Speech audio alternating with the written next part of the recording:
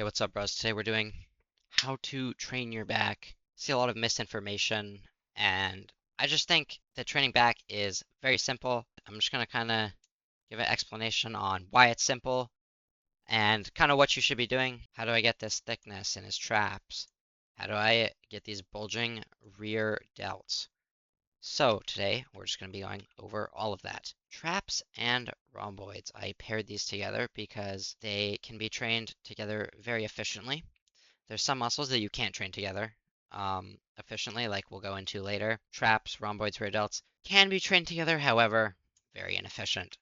Traps and rhomboids, though, great to train together. We're just going to go over what the best exercise is to train your traps and rhomboids. It is going to be the Kelso shrug.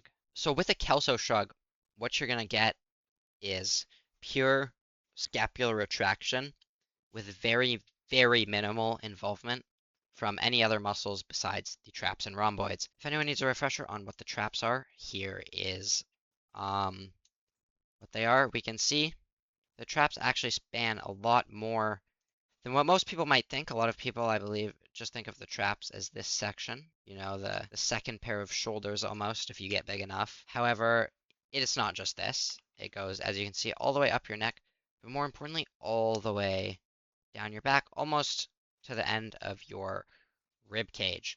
So it's going to be very important to train these for overall thickness, right?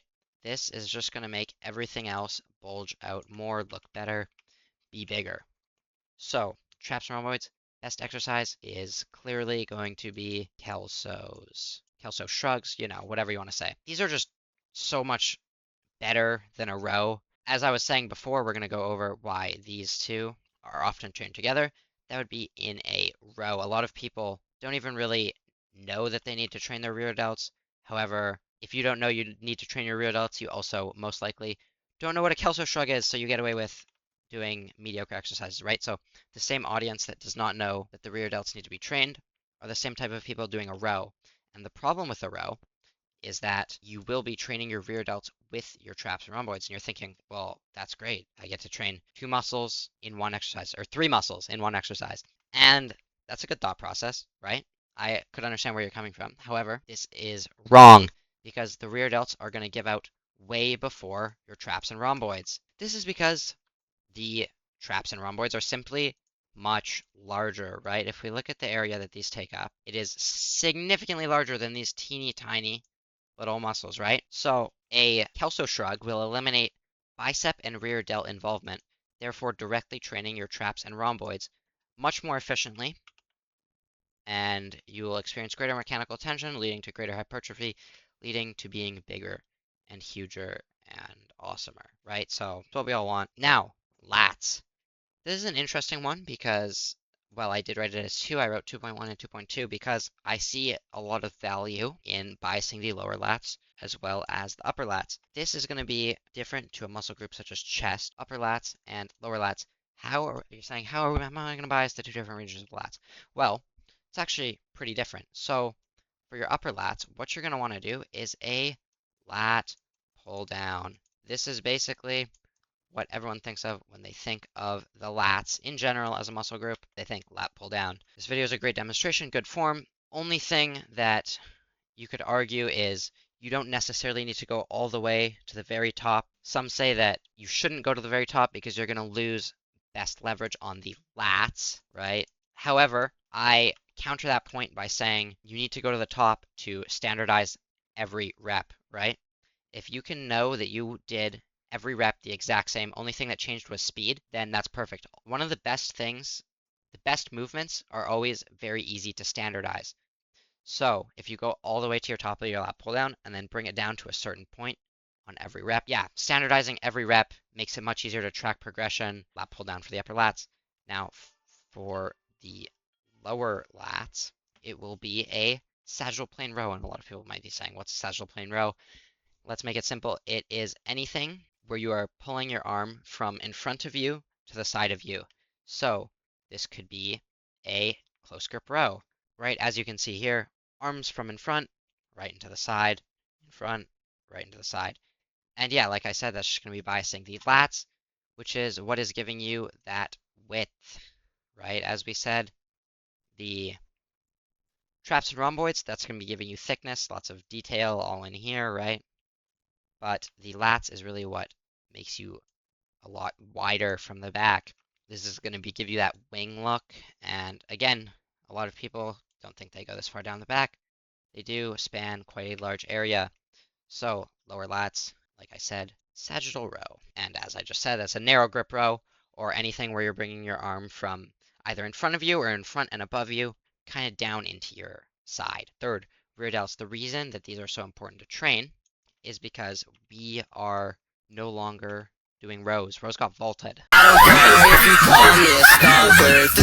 Okay?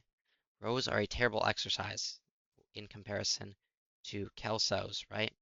So now we're gonna do, oh, what can I train? How can I train my rear delts? Now you could do a reverse pec deck, very popular rear delt exercise. However, not everyone has a pec deck, and it's gonna be a little bit inferior because your range of motion is quite cut down on a reverse pec deck compared to something that is more accessible and better, such as a cable rear delt fly. As we can see here, the man is performing perfect cable rear delt flies. Only thing I may change is standing a little bit closer to the cable. So at the end of the rep, the weight plates touch the other ones, the weights touch back down for a second, and you can go back out, kind of standardizing every rep. I would also definitely strongly recommend using a cuff for these, right? Yeah, cable rear delt flies, use a cuff it around your wrist. You get better force output, more optimal, and it's just overall more comfortable. Now, as you can see here, fourth is the erectors. And while they are part of your back, in fact, a quite large part of your back, a lot of people only think they're the lower back, but that would be incorrect. They span all the way up. This is also going to contribute to overall back thickness, especially down here. That's how you get that Christmas tree. However, I would strongly advise against training them with the rest of your back. This is going to be because while training your erectors, there's going to be most likely some hamstring involvement. I find that on a upper-lower split, training erectors is much better on your lower day. You can train it with something like a hinge, right? And I'll go over how to program your lower days in a separate video. But erectors on upper lower are a big no-no. The only situation where I can see myself training erectors on a day with the rest of my back would be if I did a anterior posterior. And that's going to be the anterior chain of your body and the posterior chain of your body. So that would be, all the front of your body and all the back of your body, right? So if I ever did something like that, I would train the erectors with the rest of my back. However, personally, I don't really like the anterior posterior split as a whole. I find there's just a lot of overlap, very difficult to program for a beginner. I would advise against doing that. Much simpler split would be push pull legs, upper lower. Strongly advise if you are a beginner, starting off with upper lower 4 times a week, upper lower, upper lower. Gives you 3 days of rest, lots of recovery, and you're not going to get burnt out. You're not going to hate the gym. Overall, it's just going to be great. Erectors, I will show how to train them, like I said, in another video. And I think that's mostly it. So to summarize, for your traps and rhomboids, this is going to give you thickness. You're going to want to do your kelso shrugs, right? This eliminates bicep and rear delt involvement, isolates traps and rhomboids. You're going to have more mechanical tension, more hypertrophy, get bigger, and all that good stuff. So yeah, for the lats, like I said, definitely value in biasing the upper and lower lats, unlike some other exercises. So for your upper lats, you're going to want to be doing a lat pull down, very simple exercise. And then also a sagittal row, also known as a narrow grip row for the lower lats. And last but not, definitely not least, cable rear delt flies for the rear delts, which is going to be that back of your shoulder. Gonna just kind of make your back look better, shoulders look a little bit more 3D, and overall just important to train them like every other muscle group if you want a balanced and aesthetic physique.